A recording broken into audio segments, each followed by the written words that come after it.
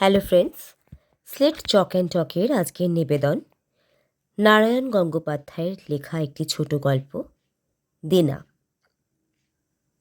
এবং কি পরিতাপ, বাড়িতে একটা রেডিও নেই। স্বামী তখন 1 টাকার বাজার এনে নামিয়েছেন ঘরের দাওয়ায়। 3-6 মাছ, প্রায় স্বচ্ছ একটা লাউয়ের ফালি, 1 পোয়া আলু এবং বাজারের বাইরে থেকে সস্তায় কেনা গোটা কয়েক অসুস্থ চেহারার বেগুন। উদ্বৃত্ত 3 পয়সায় কেনা বিড়ি থেকে একটা সবে ঠোঁটে দিতে যাচ্ছেন, এমন সময় স্ত্রীর আক্রমণে হকচকিয়ে গেলেন ভদ্রলোক। এমন অদ্ভুত নিরীহ চোখ মেলে চেয়ে রইলেন যে মনে হলো হিব্রু ভাষা শুনছেন। এখন এখন কি? উত্তেজিত ভাষায় লতিকা জিজ্ঞেস করলেন, কি হবে এবার?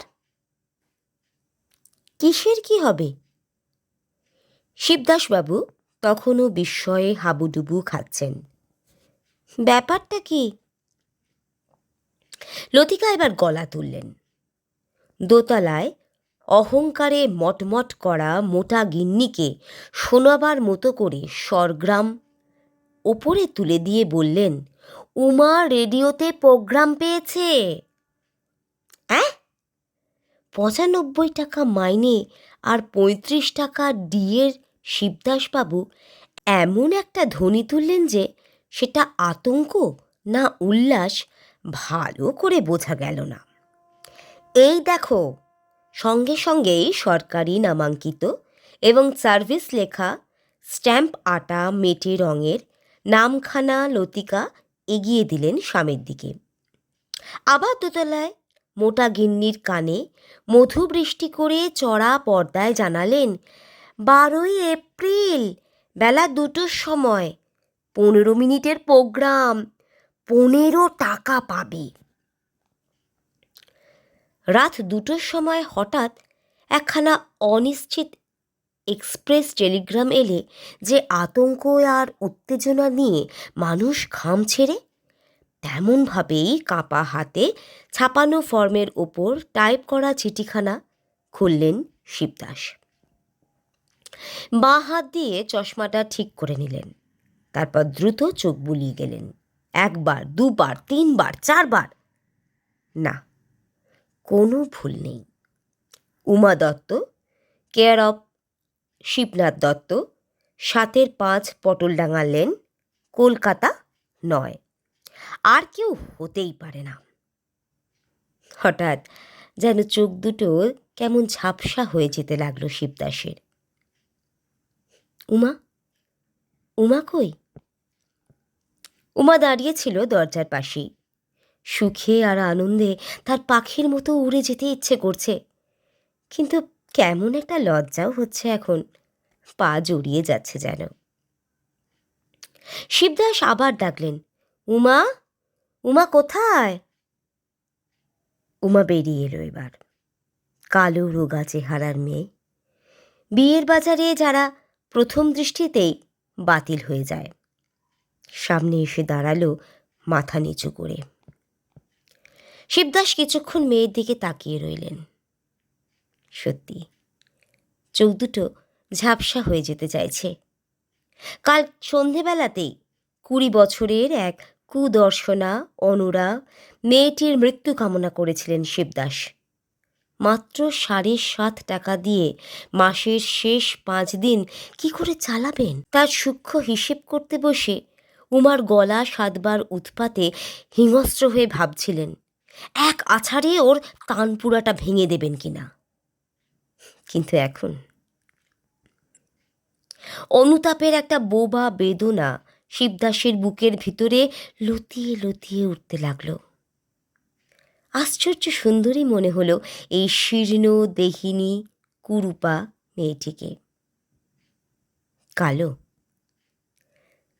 যদি দুখানা ভালো সাবানও কোনো দিন কিনে দিতে পারতেন, তাহলে এই কালো থেকেই আলো ঠিকরে বেরোতো।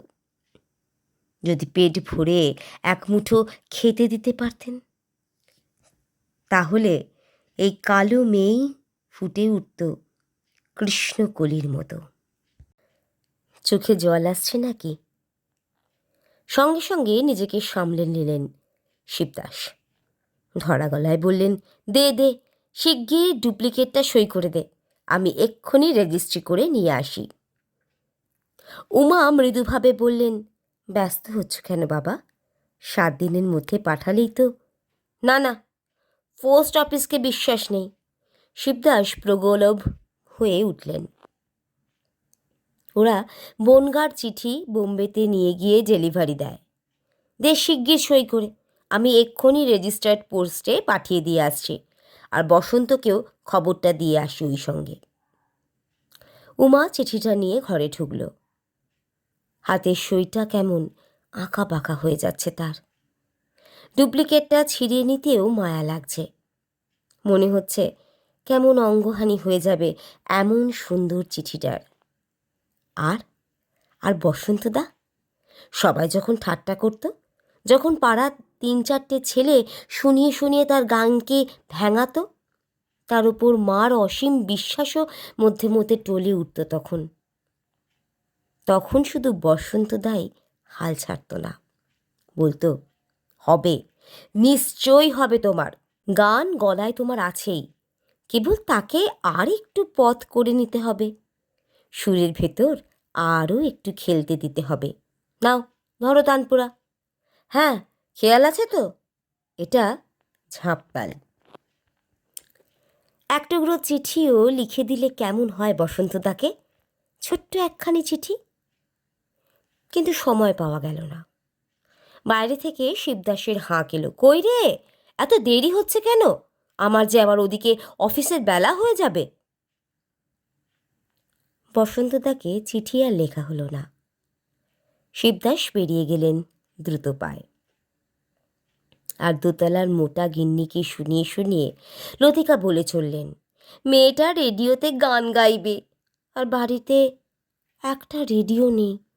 কতবার বলেছি কেন কেন একটা, তা এমন হাড়কেপ্পন, কিছুতেই কিনলে না। দরজার পাশে দাঁড়িয়ে খুঁকড়ে গেল উমা। মাঝে কখনো বাবাকে রেডিও কিনতে বলেছিলেন, এবং 130 টাকা রোজগারের বাবা ইচ্ছে করলেই যে একটা রেডিও কিনতে পারেন, এমন আশ্চর্য খবর উমাই প্রথম শুনল। আহ, চুপ করো মা। বাজারের তরকারি ঝাঁকায় তুলতে তুলতে লতিকা ঝঙ্কার দিয়ে উঠলেন, কেন চুপ করব? রেডিও থাকলে কি আর ভাবনা ছিল? নিজের মেয়ের গান ঘরে বসেই শুনতে পেতাম। তা নাই রইল, যারা রাত দিন বসে বসে রেডিও বাজায়, তাদের কজনের মেয়েই বা প্রোগ্রাম পায় শুনি? শেষের শব্দভেদী বানটা দোতলার মোটা গিন্নির উদ্দেশ্যেই, কিন্তু ও পক্ষ থেকে কোনো সাড়া শব্দ পাওয়া গেল না। মোটা গিন্নির নিশ্চয়ই মাথা ধরেছে এতক্ষণে, এবং কপালে ওডিকোলনের পটি লাগিয়ে বিছানায় আশ্রয় নিয়েছেন তিনি। বসন্ত এলো বিকেলবেলাতেই। এক মুখ প্রসন্ন হাসি শেষে বলল, ভারী খুশি হয়েছি উমা। উমা পায়ের ধুলো নিলে বসন্তের। সব আপনার জন্যই বসন্তদা। আমার জন্য? না না, বসন্তের মুখে হাসিটা লেগেই রইল। তোমার নিজের ভেতরেই শক্তি ছিল, আজ হোক কাল হোক তোমার যা পাওনা সে তুমি পেতেই। উমা বসন্তের দিকে তাকালো। সে নিজে কুরূপা, কিন্তু তার চাইতেও কুৎসিত আর কদাকার বসন্তের চেহারা। একটা চোখ একেবারে সাদা, সেই চোখে সে দেখতে পায় না। বাঁকালটা কি করে পুড়ে গিয়েছিল, খানিক চামড়া তাল পাকানো কাগজের ভাঁজের মতো কুচকে আছে সেখানে। দুহাতের অস্থিসর আঙুলগুলো সবসময় অল্প অল্প কাঁপে। কোনো স্নায়বিক ব্যাধি আছে নিশ্চয়ই। তবু তার আজকের এই সৌভাগ্য বসন্তের জন্যেই। বসন্তই তার গানকে জাতে তুলে দিয়েছে।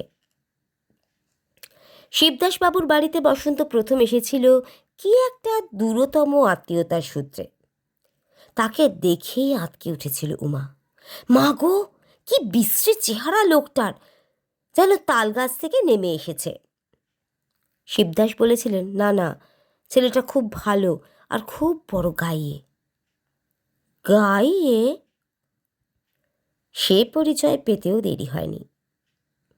অদ্ভুত ভাঙা গলা, গান গাইলে মনে হয় গোঙানি। মুখে আঙুল চাপা দিয়ে সেদিন সামনে থেকে পালিয়ে গিয়েছিল উমা। তারপর আস্তে আস্তে ওই কদাকার মূর্তি আর বিকৃত কণ্ঠস্বরের আড়াল সরিয়ে আর একজন বসন্ত আত্মপ্রকাশ করল। কি বিচিত্র জীবন এই মানুষটার! কবচকুণ্ডলের মতো অপরূপ সুরেলা গলা নিয়েই জন্মেছিলেন। নিজের সুরি কস্তুরী হরিণের মতো দিশেহারা করল তাকে। স্কুলের মাইনের টাকা নিয়ে উঠে পড়ল লখনৌয়ের গাড়িতে, সেখান থেকে দিল্লি। 12 বছর পর ফিরল কলকাতায়। তখন সে দস্তুর মতে ওস্তাদ। পেছনে জোর ছিল না, তাই রেডিও রেকর্ডে সুযোগ পেল না। শুরু করলো গানের টিউশন। হাওড়া থেকে বেলেঘাটা, শ্যামবাজার থেকে বালিগঞ্জ, তারও পরে মেনিনজাইটিস। একটা চোখ সাদা হয়ে গেল। গলা থেকে নিশ্চিহ্ন হলো গান। গান গেল, কিন্তু সুর রয়ে গেল। টিউশনের বাজার কেড়ে নিলে অন্তঃসারহীন সুকণ্ঠের দল। 12 বছরের সঞ্চয় নিয়ে রত্নভাণ্ডারের যখের মতো পড়ে রইল বসন্ত। শুধু রাজা লেনের বস্তির ঘরে যারা তার সন্ধান রাখত, তারাই 2-4 জন এলো এগিয়ে। অদ্ভুত বিকৃত গলায় বসন্ত তাদের হাতে তুলে দেয় সুরের চাবি। মণি ভাণ্ডার থেকে যা পারে তারা কুড়িয়ে নেয় 2 হাতে। আর এলো উমা। শুধু দূরতম আত্মীয়তার সূত্রেই নয়, উমার গানে বসন্ত জাত শিল্পীর সন্ধান পেল। 4 বছর ধরে বসন্ত ইস্পাতে শান দিয়েছে। শ্রান্তিহীন চেষ্টায় সোনার তারের মতো উজ্জ্বল আর মসৃণ করে দিয়েছে উমার গলা। শিবদাসবাবুর মুখ এক এক সময় বিকৃত হয়ে উঠেছে। কেবল পয়সা দিতে লাগে না বলেই সহ্য করে গেছেন কোনো মতে। কখনো কখনো লতিকা পর্যন্ত বিরক্ত হয়ে বলেছেন, এখন তোর এই হা হা হা হা বন্ধ কর বাপু, কান যা ঝালাপালা হয়ে গেল। সকালে রেওয়াজ শুরু করলেই পাড়ার কয়েকজন রসিক ছেলে শেয়াল ডেকে উঠেছে একসঙ্গে। দোতলার মোটা গিন্নির গর্জন শোনা গেছে, আর তো এ জ্বালা সহ্য হয়, কর্পোরেশনে একটা খবর দিলে হয়। সকাল সন্ধে ওই মরা কান্না শুনতে শুনতে পাড়ার কাক চিলগুলো পর্যন্ত ভয় সিঁটিয়ে গেল জেরে। তবু উমা থামেনি। বসন্তেই থামতে দেয়নি তাকে। পাড়ার ছেলেদের উৎপাতে এক এক দিন কেঁদে চোখ ফুলিয়েছে উমা। বলেছে, আপনি মিথ্যেই চেষ্টা করছেন বসন্তদা, আমার কিচ্ছু হবে না। উত্তরে কদাকার মুখে সস্নেহ হাসি হেসেছে বসন্ত, তোমার যদি না হয় তাহলে কারও হবে না উমা। অনেক তপস্যা না করলে দেবতা প্রসন্ন হন না। সরস্বতীর বর পেতে গেলে তোমায় আরও কত কিছুদিন সহ্য করতে হবে বই কি।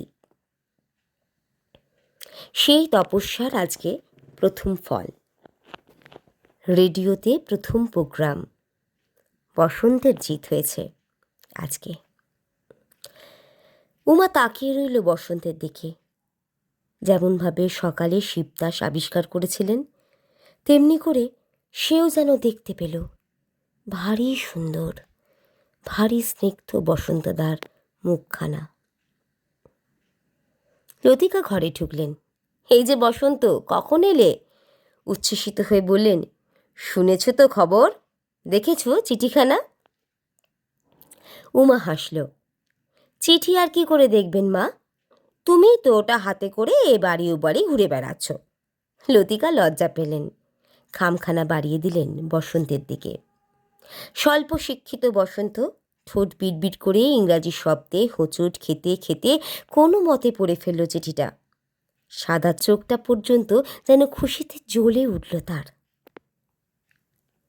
লতিকা উমার কথারই প্রতিধ্বনি করলেন, সবই তোমার জন্য বাবা, তুমি এমন করে লেগে না থাকলে কিছুতেই কিছু হতো না।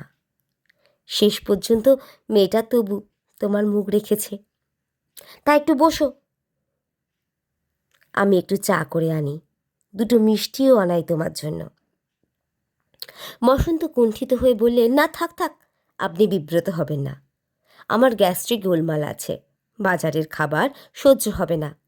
তার চাইতে উমার প্রোগ্রামটা ভালো করে হয়ে যাক, আমি এসে ওর রান্না পেট ভরে খেয়ে যাব। সে তো খাবেই, নিশ্চয়ই খাবে। আনন্দে প্রায় তরল হয়ে গেলেন লতিকা। তোমাকে খাইয়েই তো পুণ্যি, তোমার জন্যেই তো আজ 10 জনের একজন হতে পেরেছে। বসন্ত হাসল। না কাকিমা, 10 জনের একজন হতে এখনও কিছু দেরি আছে ওর। এই তো সবে শুরু, এখনো অনেক খাটতে হবে, বিস্তর তপস্যা করতে হবে। লতিকা কি বলতে চাইছিলেন, কিন্তু থেমে গেলেন। সকালে একতরফা বাণ বর্ষণ করেছিলেন, এবার ও পক্ষ থেকে তীর আসতে শুরু করেছে। মোটা গিন্নির কলেজে পড়া গোলগাল মেয়ে রুনকি সিঁড়ির মাঝামাঝি দাঁড়িয়ে আকাশকে কথা শোনাতে লাগলো। ভারী তো 15 মিনিটের প্রোগ্রাম, তাই আবার দুপুরে। দুপুরবেলা তো ঝর্তি পড়তি গাইয়েদের ওরা প্রোগ্রাম দেয়। পানওয়ালা আর রাস্তার ঝাঁকামুঠে ছাড়া সেই গান কেউ তো শোনে না। সারাদিনের পর এতক্ষণে মোটাকিন্নির দরাজ গলা গম গম করে উঠল। তারই চোটে তো সারাদিন কারা না কারা বাজছে। কাল থেকে রাস্তায় মনে হয় পোস্টার পড়বে। ঝগড়ার উৎসাহে লতিকার 2 চোখ দপ করে জ্বলে উঠল। শুনলে বসন্ত, নিজের কানেই তো শুনলে। স্বরগ্রাম এক পর্দা চড়ে উঠল সঙ্গে সঙ্গেই। হিংসায় বুকের ভেতরটা একেবারে জ্বলে খাঁক হয়ে যাচ্ছে তো তাই। বসন্ত বাধা দিলে। শান্ত হাসি হেসে বললে, কেন ওসবে কান দিচ্ছেন মাসিমা? ওসব কথার উত্তর ঝগড়া করে দেওয়া যাবে না। উমা সত্যিকারের বড় গাইয়ে হয়েই তবেই ওর জবাব দেবে। আপনি আমার জন্য চা আনবেন বলছিলেন, নিয়ে আসুন। আজ সেই দিন, সেই 12ই এপ্রিল। বাড়িতে একটা রেডিও নেই। সেই দুঃখে মরমে মরে যাচ্ছিলেন লতিকা। হঠাৎ কোথা থেকে বসন্ত এসে হাজির। শরীর ঘামে ভেজা, বগলে লোকাল সেট রেডিও একটা। উমা বললে, হে কি বসন্ত দা, হে আবার কোত্থেকে আনলে? কপালের ঘাম মুছে বসন্ত বললে, আমার এক বন্ধুর দোকান থেকে চেয়ে এনেছে।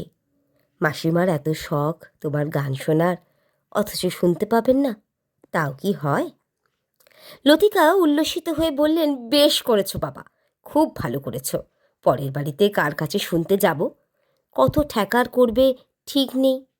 বেশ হয়েছে, এখন তুমিই একটু ঠিকঠাক করে দাও, আমরা তো ওর কিছুই জানি নে। ঘরের ভেতরেই এরিয়াল খাটিয়ে দিলেন বসন্ত। উমা পুরানো টিপয়ে নিয়ে এলো, তার উপর সাদা ঢাকনিও পেতে দিল একটা। সাদা প্লাস্টিকের ছোট্ট রেডিওটা খুশিতে ঝকমক করে উঠল। খুট করে সুইচ খুলে দিল বসন্ত। অজানা গায়কের আধুনিক গান ঢেউয়ের মতো ভেঙে পড়ল ঘরের মধ্যে। মুগ্ধ হয়ে লতিকা বললেন, কি মিষ্টি আওয়াজ, কি স্পষ্ট। এর কত দাম হবে বসন্ত? বসন্ত বললে, কত আর, 100 খানেক হবে বোধ হয়। 100 খানেক? লতিকা নিভে গেলেন। চৌকির কোনায় বসে গানটা শুনতে লাগলো উমা। আধুনিক গান গাইছে, এরাও প্রোগ্রাম পায়? গলায় কাজ নেই, একটু জড়া তুললেই বেসুরো হয়ে যাচ্ছে, অথচ এরাই নিয়মিত গান গেয়ে চলেছে, বাঁধা আর্টিস্ট। আর উমা, উমা জানে তার গলাকে সোনার সুতোর মতো মেজে দিয়েছে বসন্ত। সুর তার উপরে আলোর মতো ঝলমল করে ওঠে। এবারে দেশের মানুষ তার পরিচয় পাবে। এতদিন যা অন্ধকারে লুকিয়েছিল তা এইবার ফুলের মতো ফুটে উঠবে সকলের সামনে। তারপর একদিন লোকে তারও গানের জন্য প্রতীক্ষা করে থাকবে সেটের সামনে। উত্তেজিত হয়ে বলবে, আজকের প্রোগ্রাম মিস করা চলবে না, উমা দত্তের গান আছে 6:30টায়। তারও ছবি ছাপা হবে প্রোগ্রামের বইয়ের মলাটে। ডাক আসবে গ্রামোফোন কোম্পানি থেকে। নতুন রেকর্ডের তালিকায় তার নাম থাকবে সকলের ওপর। নানা জলসা থেকে লোক আসবে, আসবে অসংখ্য ভক্তের চিঠি। উমা, বসন্ত ডাকল। সুর কেটে গেল, ভেঙে গেল স্বপ্ন। আধুনিক গান তখন থেমে গেছে। কে যেন সেতারে সারং বাজাতে শুরু করেছে। এই সকালবেলায় সারং? আশ্চর্য, এরাও প্রোগ্রাম পায়। উমা, আবার ডাকল বসন্ত। পটলডাঙ্গা লেনের একতলা ঘরের ম্লান আলোয় কেমন বিভৎস দেখালো বসন্তকে। একটা চোখ সাদা, যেন চোখের ওপর পাথরের পরকলা পড়া। কপালের বাঁ পাশে পোড়া চামড়াটা কুঁচকে রয়েছে। কতকগুলি কালো কালো কৃমি যেন জড়াজড়ি করছে একসাথে। আরেকটু সুন্দর হলে কি ক্ষতি ছিল বসন্তদার? ভেবেই লজ্জিত হলো উমা। শরীর জগতে সম্রাট বসন্তদা। দুর্ভাগ্য তার গলা থেকে গান কেড়ে নিয়েছে। তবু অফুরন্ত রত্নের ভাণ্ডার তার কাছে। তা থেকে কতটুকুই বা নিতে পেরেছে সে আজ পর্যন্ত? কি বলছিলেন বসন্তদা? এসো, গান দুটো আর একবার মহলা দেওয়া যাক। উমা বললেন, আর কি হবে? এতদিন ধরে যা হওয়ার সে তো হয়েইছে, এখন আর। লতিকা ধমক দিলেন, থাম থাম, বেশি বখামি করতে হবে না। বসন্ত বলছে আর একবার ঠিক করে নে। আজ ভালো গেয়ে ওদের খুশি করতে পারলে তবে তো ওরা আবার প্রোগ্রামে নেবে। আচ্ছা, বসুন বসন্তদা, আমি আপনার জন্য চা করে আনি। উমা উঠে দাঁড়ালো। লতিকা বিরক্ত হয়ে উঠলেন, হয়েছে হয়েছে, তোমায় আর কাজ দেখাতে হবে না এখন। এক পেলা চা আমি এনে দিতে পারবো, তুই যা, ভুলভাল থাকলে এবেলা ঠিক করে নে। একটা মৃদু উত্তেজনায় কাঁপতে কাঁপতে উমার সকালটা বয়ে গেল। অডিশন দেওয়ার সময়ই বুকে থরহরি জেগেছিল। এখন কি হবে? সে তো শুধু মাইকের সামনেই গাইছে না, বিদ্যুতের স্রোত বেয়ে তার গান পৌঁছবে হাজার হাজার মানুষের কাছে। কত গুণী জ্ঞানী আছে তাদের মধ্যে, কত সমজদার আছে তাদের দলে। সেই অসংখ্য অগণিত শ্রোতাকে সে কি খুশি করতে পারবে? যদি ঘাবড়ে যায়, যদি তাল কাটে, যদি বেসুরো হয়ে যায়? কাল রাত পর্যন্ত যেটা তাকে মাদকতায় আচ্ছন্ন করে রেখেছিল, মায়ের হাতে হাতে জীর্ণ হয়ে যাওয়া চিঠিখানাকে সকলের অগোচরে আর একবার লুকিয়ে পড়বার সময় যে ঢেউ দুলেছিল বুকের ভেতর, হঠাৎ তারা সব কেমন যেন স্তিমিত হয়ে এসেছে। পারবে তো? পারবে তো উমা?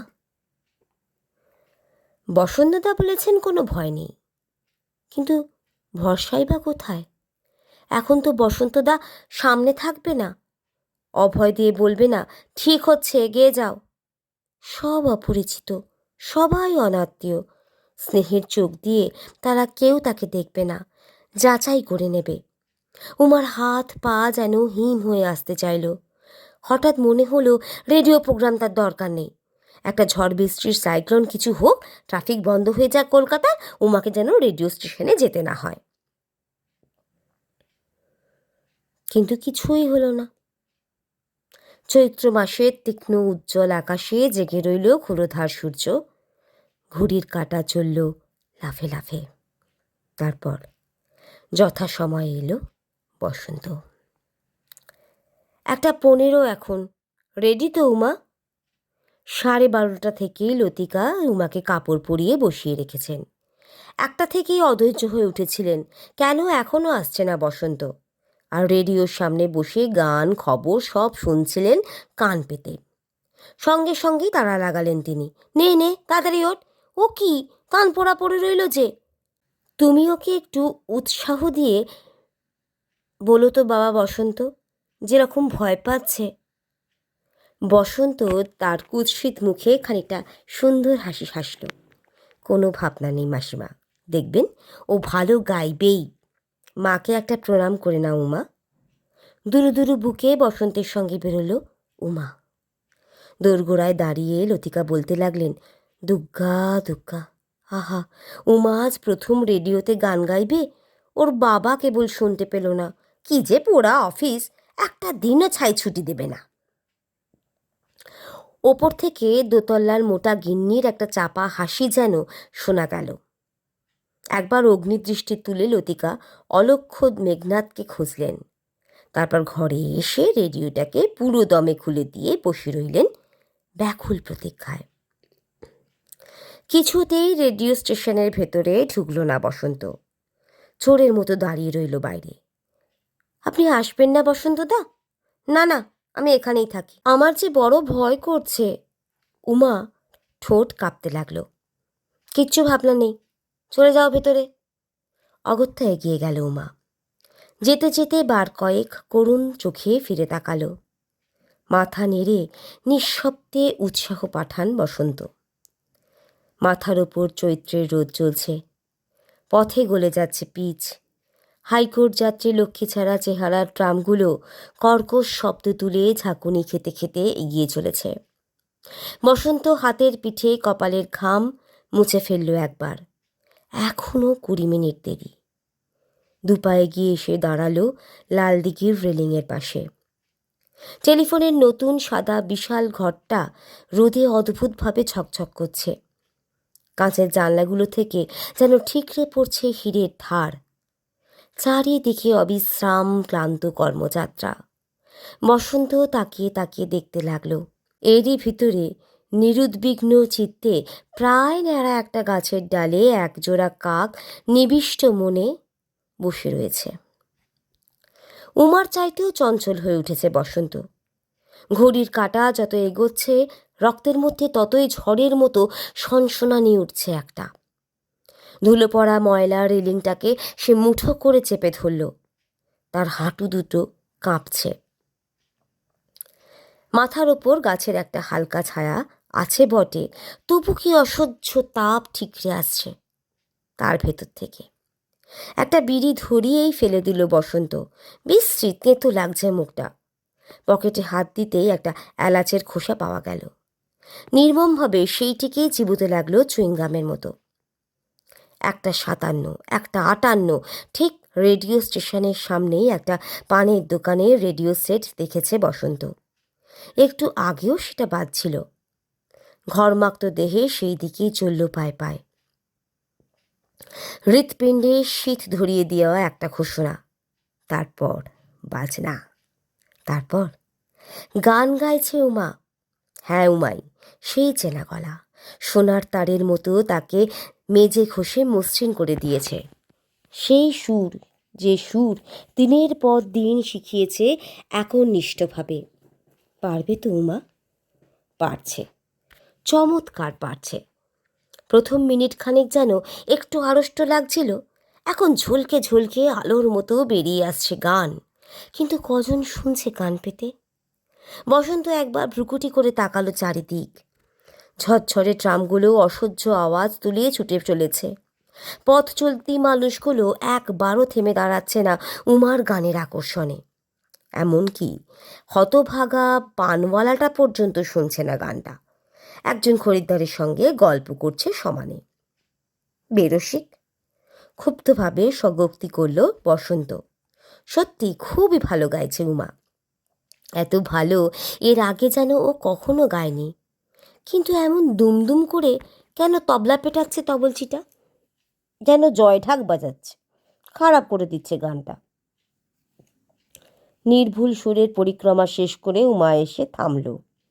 বেশ গিয়েছে, খাসা। আবার একটা ঘোষণা। এবার দ্রুত লয়ের গান। অনেক সহজ, অনেক স্বাভাবিক হয়েছে উমা। যেন অনুপ্রাণিত হয়ে উঠেছে।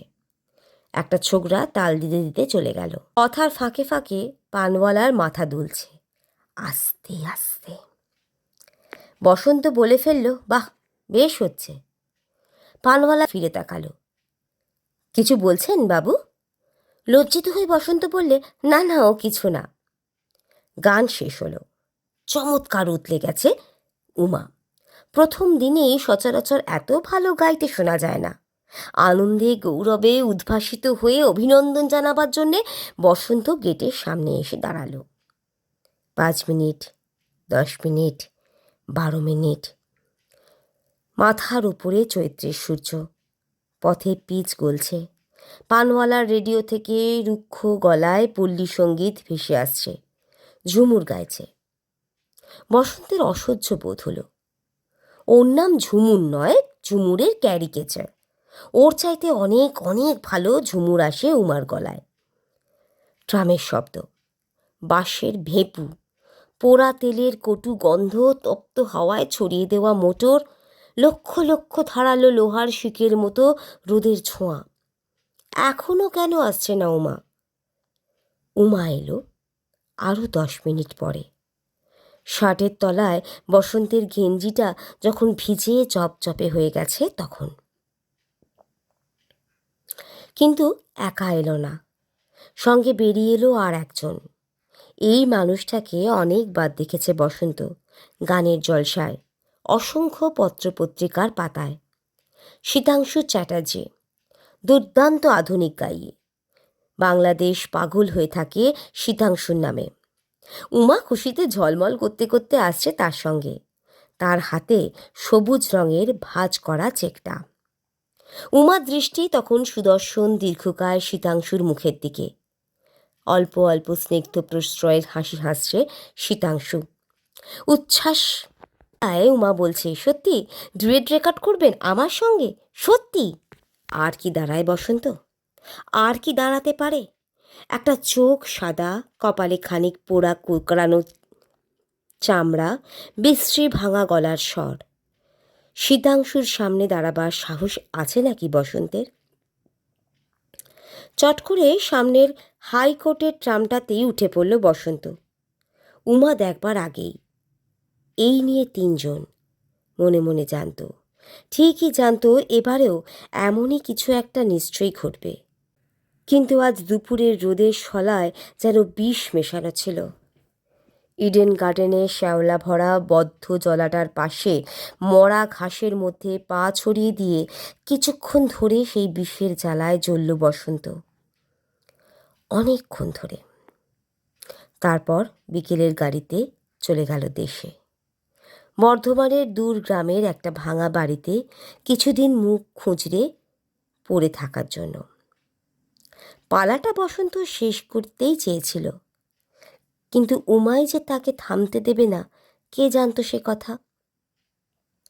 1 মাস পরে রাজা লেনের সেই খোলার ঘরে দুপুরের ঝিমুনিটা হঠাৎ কেটে গেল বসন্তের। তাই ডাকছে, কোনো ভুল নেই। ধর্মর করে উঠে বসন্ত দরজা খুলে দিলে। এ কি উমা? অল্প অল্প হাঁপাচ্ছিল উমা। রেডিওটা নামিয়ে রাখলো বসন্তের তক্তপোষের কোনায়। মস্ত বড় একটা নিঃশ্বাস ফেলে বললে, এটা ফেরত দিতে এলাম। কেমন অপ্রতিভ আর অপ্রস্তুত হয়ে গেল বসন্ত, সংকোচে কুঁকড়ে গেল। তুমি আবার কষ্ট করে আনতে গেলে কেন? আমি তো যেতাম। না, আপনি যেতেন না। শীর্ণ হাসি হাসল উমা। আজ 1 মাসের মধ্যেও যাননি। বসন্ত ঢোক গিলে বলল, শরীর খারাপ হয়েছিল, দেশে গিয়েছিলাম। কৈফিয়ত দিতে হবে না বসন্তদা, আমি জানি। এবার বিনা নিমন্ত্রণেই উমা বসন্তের তক্তপোষের কোনায় বসে পড়ল। আর একটা খবর আছে, আসছে মাসে ফের প্রোগ্রাম দিয়েছে রেডিওতে। সেই মেটে রঙের লেফাফা উমা বের করে আনলো। এবার 2টো সিটিং, 10 আর 15, মোট 25 মিনিট। ভালোই তো। বসন্ত খুশি টেনে আনতে চাইল গলায়। দেখি দেখি। দেখে কি হবে? উমা খামটা সরিয়ে নিলে। বাবা মার হাতে পড়বার আগেই এটা তোমার কাছে আমি নিয়ে এলাম বসন্তদা। ভেবে দেখলাম এই প্রোগ্রাম আমি নেব না। আরও অনেক শিখতে হবে আমাকে, অনেক বাকি এখনও। এসব থাক এখন। ছি ছি, করছো কি? কিন্তু বাধা দেবার সময় পেল না বসন্ত। তার আগেই টুকরো টুকরো করে চিঠিটা ছিঁড়ে ফেলল উমা। অসহ্য বিস্ময়ে বসন্তের একটা মাত্র চোখে আর পলক পড়ল না। মুখ দিয়ে যান্ত্রিক শব্দ বেরিয়ে এলো, কি করলে উমা, এ কি করলে?